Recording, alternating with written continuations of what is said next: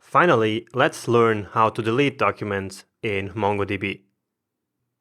So just like before, we have delete one to delete one single document, and we have delete many, well, to delete multiple documents at the same time. Alright? And just like before, delete one will only work for the first document matching your query, and delete many will of course work for all the documents matching your query. Okay? So just to get an overview of what we have here at this moment in time, let's do a find of all the tours. And what I'm going to do now is to delete all the tours which have a rating less than 4.8. So that's going to be just this first one.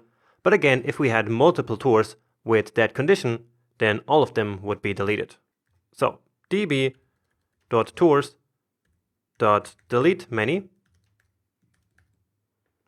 And so the condition is rating open or new object so that we can use the less than operator and 4.8. Close it and then close this one and run this.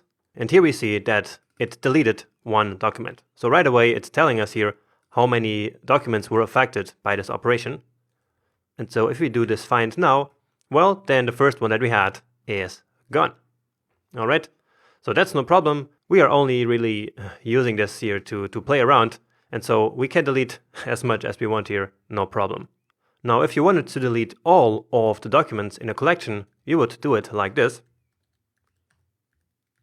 So delete many, and I'm not going to execute this, but you would do it like this. So all you have to do is to pass in the empty object, because the empty object is basically a condition that all of the documents always match. Okay? It would be like simply using an empty object here in find. Alright? So I'm not going to do that, and you should be careful with it, especially when doing it in a real app, because you cannot come back from this operation. So unless you have some backup in place, this will effectively delete all the documents in your collection. In this case, the tours collection. So I'm not performing that. Just wanted to show you that this is how we delete everything. So this is the simplest operation, and we don't use it all that often, but I just wanted to have a short video just to demonstrate that it also exists. Alright?